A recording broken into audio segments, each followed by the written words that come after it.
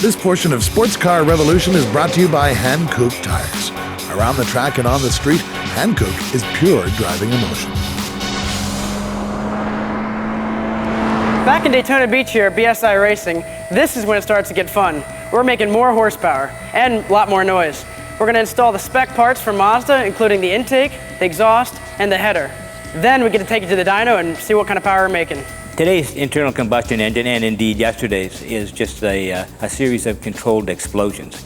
And the more air we can get to the engine and make that explosion stronger, the more power we're going to make. And in most engines, most of the things you do to upgrade the power in your engine is simply a method of getting more air into the engine. And once we do that, we have to get rid of the extra exhaust. Also, has to flow that much better and allow that air to go through and to accept new cold air again to make that power. When a manufacturer builds a vehicle, they're very interested in NVH, which is noise, vibration, and harshness.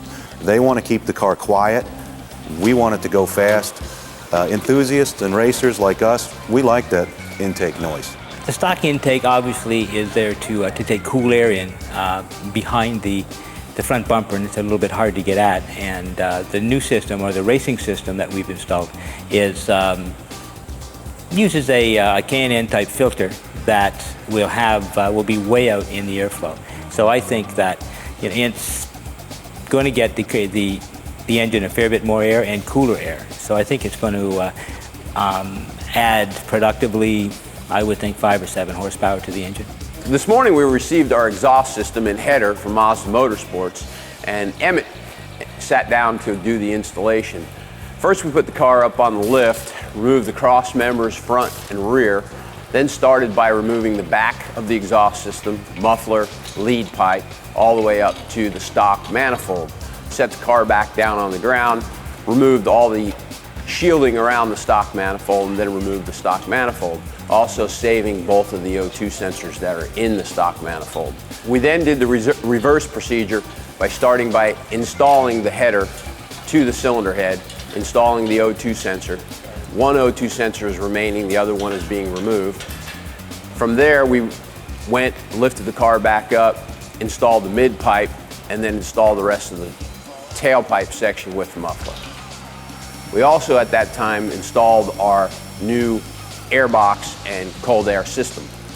We started by removing the stock airbox and the 2 sensors that are in the stock airbox. Those sensors were then installed into the new tubing for the cold air system. We also had to remove the front bumper cover to remove some of the stock airbox tubing and obviously to install the new tubing. Remove the front bumper cover, reverse the procedure, starting from the new air filter tubing all the way up to the throttle body, and also obviously replacing the sensors, putting them back in the stock tubing. You know, I've looked over this exhaust system that we've gotten from Mazda Speed.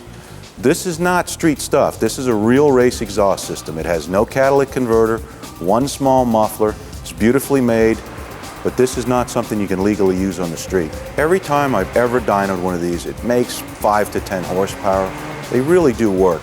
We're back at the dyno, having bolted on the Mazda Motorsports development exhaust system and header and intake system, and we've made some real horsepower.